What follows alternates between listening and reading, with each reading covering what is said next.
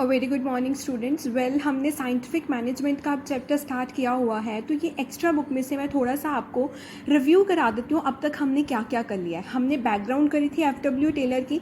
F W Taylor 1856 में born हुआ था यूएसए में। 1878 में उसने मिडवेल स्टील कंपनी ज्वाइन की थी एज अ मैकेनिकल इंजीनियर, और अपनी इंजीनियरिंग बैकग्राउंड को यूज़ करते हुए उसने अपनी साइंटिफिक स्टडीज़ निकाली और टेक्निक्स निकाली। प्राइमरी वो कंसर्न था कि वर्कर की एफिशिएंसी कैसे इंक्रीज़ की जाए, प्लस रिसोर्सेज कैसे ऑप्टिमिकली यूज़ किए जाए।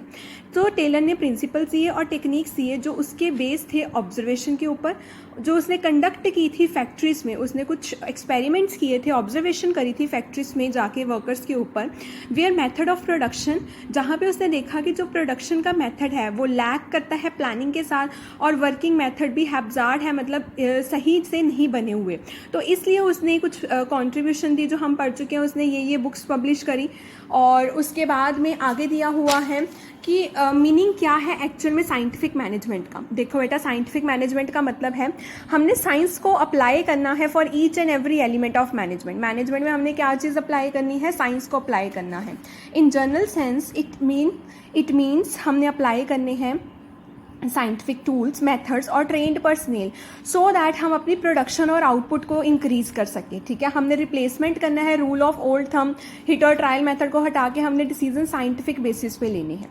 डेफिनेशन भी मैं आपको करा चुकी हूँ। एफ.डब्ल्यू. टेलर की साइंटिफिक मैनेजमेंट का मतलब है नोइंग एग्जैक्टली तुम मैन से क्या चाहते हो, और फिर देखना क्या मैन उसी तरह से बेस्ट वे में और चीपेस्ट वे में वो काम कर रहे हैं। फिर हमने प्रिंसिपल्स डिस्कस किए थे, science not rule of thumb. देखो बेटा, प्रिंसिपल वही है। देखो जो हमने किया था ना, उसमें से ही इन्होंने एग्जाम्पल निकाली है। तो आप अगर नोट्स बना चुके हो तो ये एग्जाम्पल लास्ट में एक पेज पे ऐड कर लेना, सो दैट तुम्हें पता हो पेपर टाइम अगर 6 मार्क्स में क्वेश्चन आ गया तो आपने प्रिंसिपल की लेंथ कैसे इंक्रीज करनी है।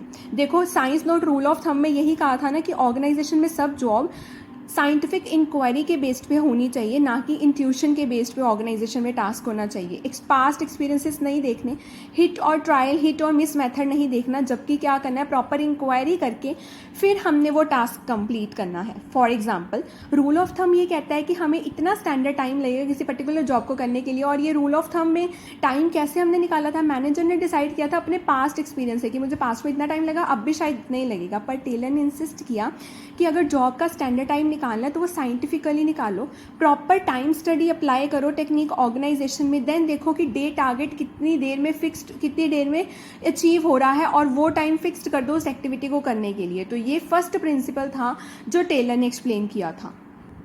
सेकेंड प्रिंसिपल था हारमोनी नॉट डिस्कॉर्ड। इसमें उसने कहा था टेलर ने कि सब वर्क टुगेदर करें, हारमोनी के साथ करें, उनमें आपस में गिव और टेक का रिलेशनशिप और म्यूचुअल अंडरस्टैंडिंग हो।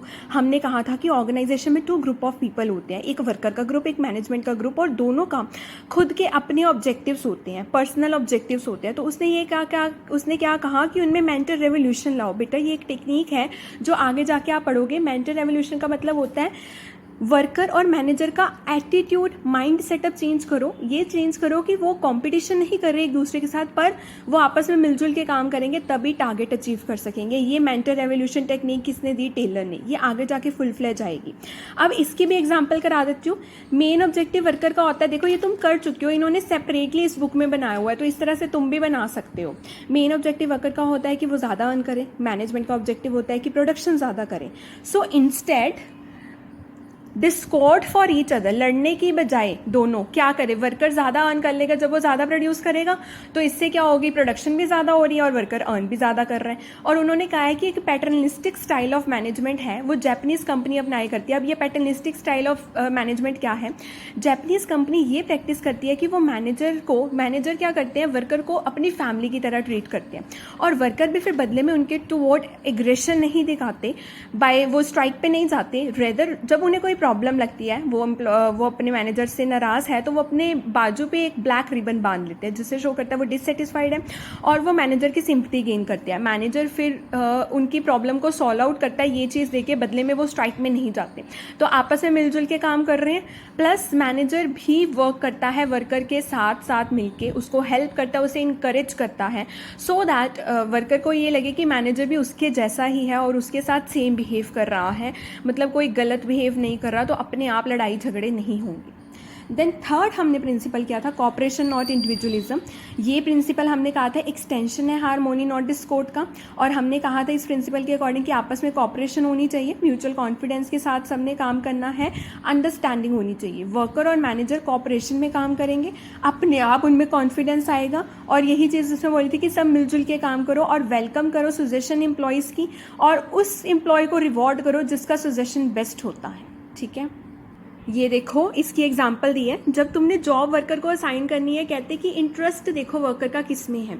जब वर्क के अकॉर्डिंग काम डिवाइड करोगे, इंटरेस्ट के अकॉर्डिंग काम डिवाइड करोगे, तो डेफिनेटली वर्कर क्या परफॉर्म करेंगे, बहुत एफिशिएंटली काम करेंगे। तो उनमें क्या होगा, कॉपरेशन और इंडिविजुअलिज्म नहीं होगा, क्योंकि हम उनकी बात भी मान रहे हैं। लास्ट आपका प्रिंसिपल था कि हमने डेवलप करना है वर्कर में ग्रेटर एफिशिएंसी और प्रॉस्पेरिटी, मतलब ओवरऑल डेवलपमेंट लानी है वर्कर में, उन्हें ट्रेनिंग देनी है time to time, so that उनमें एफिशिएंसी आए। ये प्रिंसिपल लास्ट था हमारा।